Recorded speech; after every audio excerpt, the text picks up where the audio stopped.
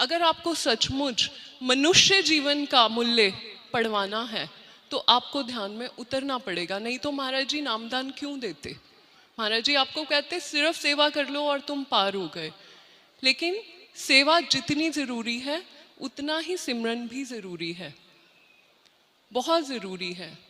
आपने देखा एक छोटा बच्चा जब संसार में आता है, आप सबने 2-2.5 साल के बच्चों को देखा होगा, इतनी एनर्जी होती है, कितने चंचल होते हैं वो बच्चे कि घर में माँ दादी बुआ 3-3 लोग पीछे भाग रहे हैं, फादर 4-4, चारों थक गए, वो बच्चा नहीं थकता।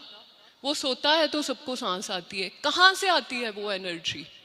वो इसी यूनिवर्स, इसी परमात्मा, इसी डिवाइन पावर से आ रही है, क्योंकि वो बहुत प्योर है।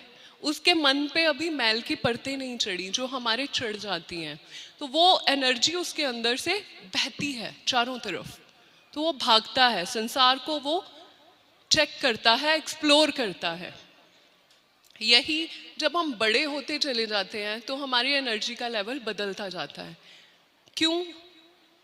क्योंकि हमारी सबकी एनर्जी अब कहाँ बह रही है? नीचे की तरफ, नीचे के चक्रों में। आपको पता है सबसे पहला चक्र जो होता है मूलाधार चक्र, उसका काम क्या है? सर्वाइवल।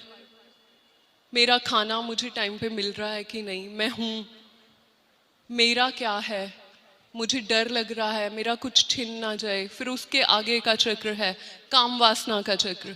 कलयुग में काम वासना का तो इतना मुझे अफसोस होता है ये कहने में, इतनी हावी हो गई है ये चीज़, ऐसे लगता है कुछ नया ही प्राप्त किया है मनुष्यता ने।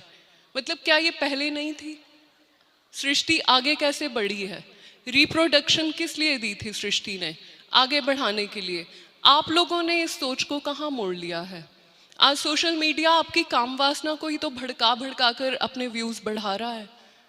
तो आप लोगों का ध्यान सारा यही 2 चक्रों की तरफ चल रहा है, और इन्हीं 2 में अगर आपने भक्ति को नहीं पहचाना तो इन्हीं 2 में आपकी ज़िंदगी बीत जाती है, ख़त्म हो जाती है। खाना, मेरे घर पैसे आ रहे हैं कि नहीं, और काम वासना। ये 2 चक्रों में जीने वाले इंसान और जानवरों में कोई बहुत ज़्यादा फर्क नहीं होता। इसके ऊपर से जो चक्र शुरू होते हैं वहाँ से थोड़ा सा आपको आभास होता है कि मैं परमात्मा की बहुत अच्छी रचनाओं में से एक हूँ। जिसने ये एहसास करना शुरू कर दिया वो समझ जाए कि वो इन 2 चक्रों से ऊपर उठ गया है, वो ब्लेस्ड है। लेकिन अगर आपने भक्ति मार्ग की तरफ जाना है, गुरु के मार्ग की तरफ जाना है, तो आपका कौन सा चक्र सक्रिय होना चाहिए? आज्ञा चक्र। जहाँ औरतें बिंदी लगाती हैं, हम लोग तिलक लगाते हैं, ये है सतगुरु का द्वार। इसके ऊपर के चक्र जो एक मणिपुर चक्र होता है, जहाँ से आपको शुरुआत होती है, एहसास होता है कि मैं मनुष्य हूँ, मैं जानवर नहीं हूँ, मैं सिर्फ बच्चे पैदा करके खा के कमा के मरने नहीं आया। तब आप समझ लो आप तीसरे चक्र पे जा चुके हो। इससे ऊपर की चढ़ाई होती है अनाहत चक्र, जो हृदय चक्र है आपका।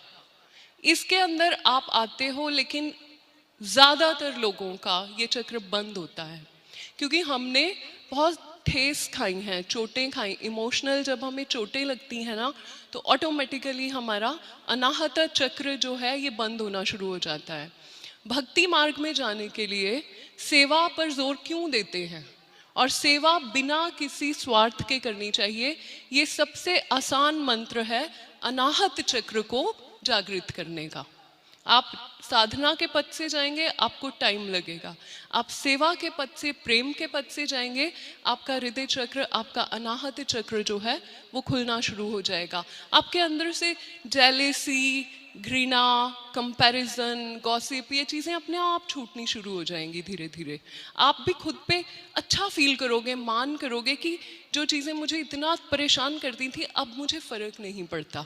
अगर आपने अपने आप को उस अवस्था में लाना है जहाँ चीज़ें, लोग, बातें आपको कम अफेक्ट करें, तो आपको अपनी जर्नी इससे ऊपर लेके जानी होगी। फिर आपका आता है विशुद्धि चक्र जो गले में है। जब आप इस चक्र पे पहुंचते हो, अपने आप जब ये डेवलप होता है तो आप सच बोलना शुरू कर देते हो। सच बोलने वालों का ही ये चक्र खुलता है, झूठ बोलने वालों का चक्र ये बंद हो जाता है। आप तो अपने बच्चों को ट्रेनिंग देते हो कि झूठ बोलो, तो बहुत गलत कर रहे हो, अपने साथ भी और उन बच्चों के साथ भी। इसके बाद जब आपने अपने आप को सही तरीके से एक्सप्रेस करना सीख लिया, सच बोलना सीख लिया, बिना स्वार्थ के सेवा करनी सीख ली, तब आपकी एनर्जी ऊपर उठेगी और तब आपको पहली बार मौका मिलेगा अपने आज्ञा चक्र को जागृत करने का।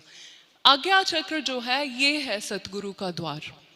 जो पूर्ण सतगुरु होते हैं, जो भक्ति मार्ग है, वो यहाँ से शुरू होता है। इससे नीचे के चक्र अच्छे रखने चाहिए, जागृत रखने चाहिए, पर उनके कोई भक्ति मार्ग पे आपको बहुत बड़े फायदे नहीं मिलते। पर आपकी हाँ हेल्थ अच्छी रहेगी, आपका ऑरा अच्छा रहेगा, आपकी चीज़ें जो हैं आसान हो जाएंगी, ज़िंदगी आसान हो जाएगी। जब आप अच्छे इंसान बनेंगे ना, तभी आपका ये चक्र जागृत होने की अवस्था आएगी। उससे पहले गुरु आपको नहीं इस रास्ते पे लेके जा सकते, ना जाएंगे, क्योंकि वही बात हो जाएगी, छोटी सी टूटी वाली पाइप में समुद्र छोड़ दिया तो वो पाइप फट जाएगी।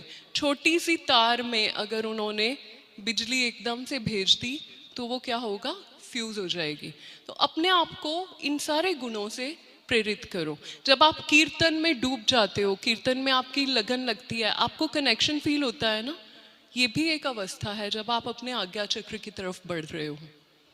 और जब आपने ध्यान में जाना है तो आपको यहीं पे उसकी कृपा चाहिए। तो आइए हम आज थोड़ी सी एक प्रैक्टिस करते हैं, एक अभ्यास करते हैं जो हमारी थर्ड आई को थोड़ा एक्टिव करेगा, हमारे आज्ञा चक्र पे हमारी एनर्जी को लेके आएगा। जो मैंने बात बोली कि जो छोटा बच्चा होता है उसकी एनर्जी यहीं से आ रही होती है। हम सारे, इससे ऊपर एक और चक्र है, क्राउन चक्र बोलते हैं, सहस्त्रार। सहस्त्रार चक्र जो है वो हमें डिवाइन से जोड़ता है। हमारे जप, हमारा ध्यान, हम जो मांग सकते हैं वो यहीं तक है। इसके आगे की दुनिया कोई आपको बताने नहीं आएगा। उस दुनिया का सफ़र सिर्फ एक पूर्ण सतगुरु की कृपा और आपकी मेहनत से ही कवर होगा। तो आपकी मेहनत कहाँ तक है, आज्ञा चक्र पर, ठीक है। तो आज्ञा चक्र पर इसीलिए हम ध्यान लगवाते हैं। आज हम थोड़ा सा ध्यान अपने अनाहत चक्र, अपने हृदय स्थान, अपने हार्ट चक्र पे भी करेंगे, ठीक है, ताकि ये भी थोड़ा सा खुले। ठीक है, सब रेडी हैं? थोड़ा आराम से बैठिए, कोशिश करिए प्रेशर एक दूसरे के ऊपर ना गिर रहे हो और फोन्स आपके बंद हो। छोटे बच्चे हैं या जिन्होंने ध्यान नहीं करना वो अभी उठ के जा सकते हैं, प्लीज दूसरों को डिस्टर्ब ना करें। और हमें ये याद रखना है कि उस छोटे बच्चे की तरह जो एनर्जी है हमारी, अब हमारी ऊपर से आनी चाहिए। क्योंकि जो जो आपने देखा, हम बुजुर्ग होते जाते हैं, हमारी एनर्जी क्षीण होती जाती है, ख़त्म होती जाती है, क्योंकि हमारी इच्छाएं, हमारी वासनाएं तो उतनी हैं, लेकिन शरीर की एनर्जी हमेशा नीचे से बह बह के उन दो चक्रों में जा के ख़त्म होती जा रही है। हमने कभी कोशिश ही नहीं की उसको रोकने की, कभी उसके बहाव को वापस मोड़ने की कोशिश ही नहीं की। जहाँ आपका ध्यान होगा वहीं वो एनर्जी जाएगी। तो ध्यान कहाँ करना है, सतगुरु के चक्र पे, ठीक है। नीचे के चक्रों से आज हमने कोशिश करनी है, हम इस बहाव को उल्टा लेके जाएंगे। जब ये उल्टा चलेगा, ध्यान इधर रहेगा, तो यहाँ के मंडलों की तरफ हमारी आत्मा खिंचेगी, ठीक है।